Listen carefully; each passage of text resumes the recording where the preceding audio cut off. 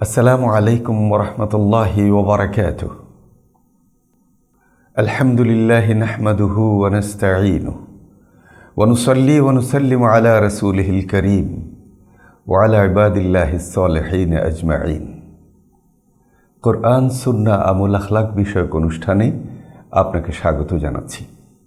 দেখতে দেখতে বছর ঘুরে গেল, আবার আমাদের সামনে হাজির হয়েছে পবিত্র মাহে রমজান। আমরা গতবারের মতো এবারও আপনাদের সামনে রমজানের প্রস্তুতি নিয়ে কিছু জরুরি করণীয় বিষয় উপস্থাপন করতে চাই। এবারের বিষয়, আসুন এবারের রমজানে আমরা বিশেষ 3টি আমল করি। মাত্র 3টি আমলের কথা বলছি এজন্য, আমরা অনেক সময় আয়োজন করে ফেলি অনেক বেশি। দিন শেষে দেখা যায় আমাদের ঝুলিতে তেমন মৌলিক কোনো আমলই সঞ্চিত হয়নি। আবার এমন হয় আমাদের বাস্তব প্রয়োজনে তেমন আমল করার সুযোগ পাই না বা সামর্থ্য থাকে না।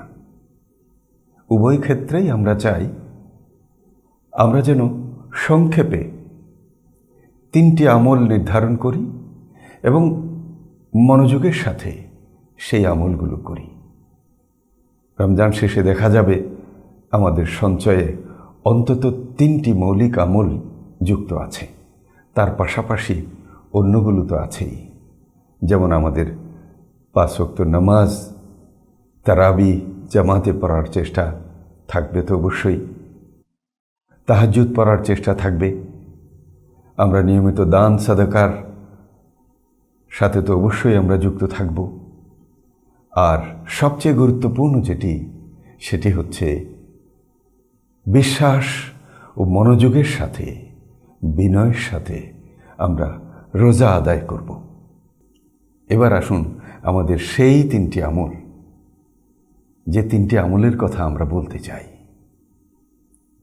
প্রথম, সুস্বাস্থ্য ও সুন্নাহসম্মত খাবার গ্রহণ। আমরা সম্ভবত সবচেয়ে বেশি ভুল এবং ব্যতিক্রম করি এই রমজানে খাবারের ক্ষেত্রে, অথচ রমজানের প্রথম কাজই হচ্ছে খাবার বন্ধ করা। আর আমরা সেই খাবারেই এমনভাবে ঝাঁপিয়ে পড়ি যেন জীবনে আমরা খাই নাই। নবীজি সাল্লাল্লাহু আলাইহি ওয়াসাল্লাম যে সুন্নাহসম্মত আমলের কথা আমাদেরকে বলেছেন, এখন বিজ্ঞান সেগুলিকে স্বাস্থ্যের জন্য অতীব প্রয়োজনীয় বলছেন। সারাদিন না খেয়ে থাকার কারণে আমার শরীর যে আমার মধ্যে একটা নিজস্ব আত্মভক্ষণ পদ্ধতির মাধ্যমে যে একটা চমৎকার পরিষ্কার পরিচ্ছন্নতার কাজ করল, টক্সিন, বর্জ্য, অতিরিক্ত চর্বি এগুলোকে যে পরিষ্কার করলো, এই সময়ে যদি আমি তাকে ভাজা পোড়া ঝাল ইত্যাদি আবার দিয়ে দেই, তাহলে আমার শরীর কত ঝামেলার মধ্যে পড়ে যাবে। সেজন্য নবীজি সাল্লাল্লাহু আলাইহি ওয়াসাল্লাম বলেছেন, খেজুর দিয়ে ইফতার করো, খেজুর না পেলে পানি দিয়ে। শুকর আলহামদুলিল্লাহ, আমরা খেজুরও পাচ্ছি, পানিও পাচ্ছি। আমরা এই সুন্নাহ যদি পালন করি, একদিকে সুন্নাহ হচ্ছে, অন্যদিকে আমাদের শরীরের জন্য উপকার হচ্ছে। বিজ্ঞান বলছে আপনি খেজুর এবং পানি খেয়ে মাত্র 5 থেকে 10 মিনিট যদি আপনি একটু অপেক্ষা করেন, তাহলে আপনার শরীরে সুক্রোজ নামক একটি সুপার গ্লুকোজ শরবত তৈরি হচ্ছে, যা আপনার শরীরকে খুব কম সময়ের মধ্যে সতেজ সজীব করে তুলবে। এই 10টা মিনিটে আপনি মাগরিবের নামাজ পড়ে নিতে পারেন এবং এরপর যদি আপনি রাতের খাবার খেয়ে নেন, খুবই চমৎকার। মনে রাখতে হবে যে আমরা খাবারে ভাজা পোড়া ঝাল ইত্যাদি আমরা খাবো না, আমরা শরীরের জন্য উপযোগী খাবার খাবো। আমরা রাতের খাবার ভাত, সবজি, মাছ, মাংস, ডিম আমাদের পছন্দ মতো, তবে পরিমিত। সেখানেও আমরা নবীজির সুন্নাহকে অবলম্বন করতে পারি। নবীজি বলেছেন, পেটের 1 ভাগ খাবার, 1 ভাগ পানি আর 1 ভাগ খালি রাখো। তাহলে আমরা তারাবি তাহাজ্জুদ আমরা খুব সুন্দরভাবে করতে পারবো। আর যদি ভুল করি, ভাজা পোড়া এই সেই খাই, তাহলে কি হয়? পেটে গ্যাস তৈরি হয়, অশান্তি তৈরি হয়, বারবার অজু করতে হয়, আমাদের শরীর অসুস্থ হয়ে পড়ে, আমরা না ইবাদত করতে পারি, না ভালো মতো রোজা রাখতে পারি। সুতরাং এবার আমরা একটা বিষয়ে অন্তত ঠিক করি যে আমরা সুস্থতা এবং সুন্নাহসম্মত খাবার গ্রহণ করব। আমাদের সেই বিশেষ আমলের 2 নম্বর হচ্ছে কোরআনের মাসে কোরআনের সাথে সংযুক্ত হওয়া। হ্যাঁ, আমরা তারাবিতে কোরআন শুনছি, তিলাওয়াতও করছি, তবে এখানে একটা বিষয় থেকেই যায় যে আমাদের তিলাওয়াত এবং আমাদের সেই তারাবিতে শোনা, আমরা কি সবটা বুঝতে পারছি? আমরা অধিকাংশই বলবো নিশ্চয় না। এই জায়গাটাতে আমাদের আয়োজন আপনাদের জন্য সম্পূর্ণ বাংলা, আল কোরআন বাংলা মর্মবাণী। আপনি খুব সহজে একেবারে প্রাঞ্জল ভাষায় কোরআন আপনাকে কি বলছে, পরম করুণাময় কি চিঠি পাঠিয়েছেন আপনার কাছে, কি বলতে চেয়েছেন, আপনার আমার জীবনের হেদায়েতের আলো কোরআন যে নিয়ে এসেছে, সেই হেদায়েতের আলো কি সেটা আপনি নিজেই বুঝতে পারবেন। তা আমরা আশা করব প্রতিদিন আমরা এই বাংলা মর্মবাণী থেকে আমরা কিছু কিছু পড়তে পড়তে আমরা এই রমজান মাসেই ইনশাআল্লাহ এই বাংলা মর্মবাণী শেষ করব। তাহলে আমরা অন্তত কোরআনের মাসে কোরআনের সান্নিধ্য পেলাম, কোরআনের আলো সম্পর্কে কোরআনের মেসেজটা জানতে পারলাম।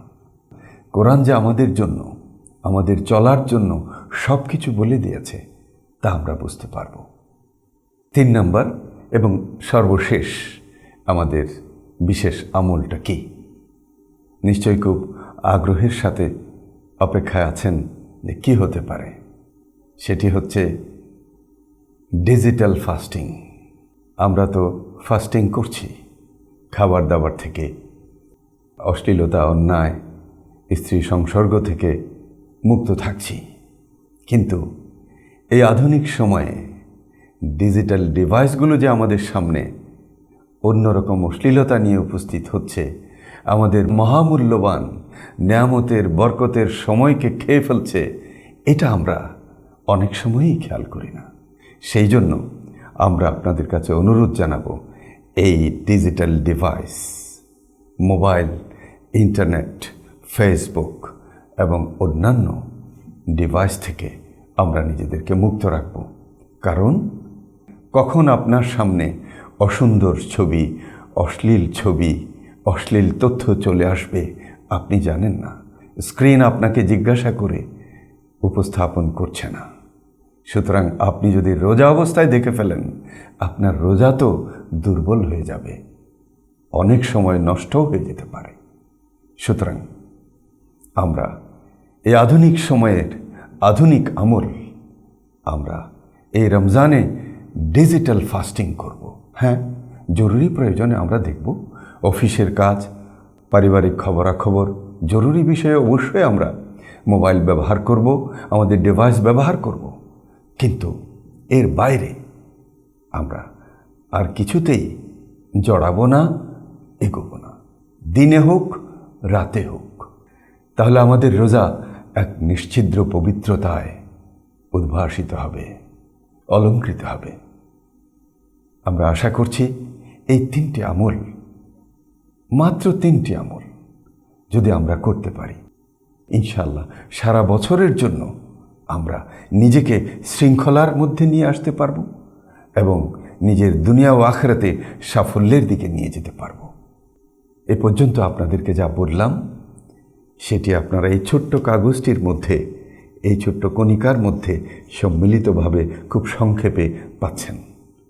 এটি আমাদের শাখা সেল অফিসে আপনারা হার্ড কপি পাবেন, তা না হলেও অসুবিধা নেই, আমরা নিচে ডেসক্রিপশন বক্সে এর লিঙ্ক দিয়ে দেব।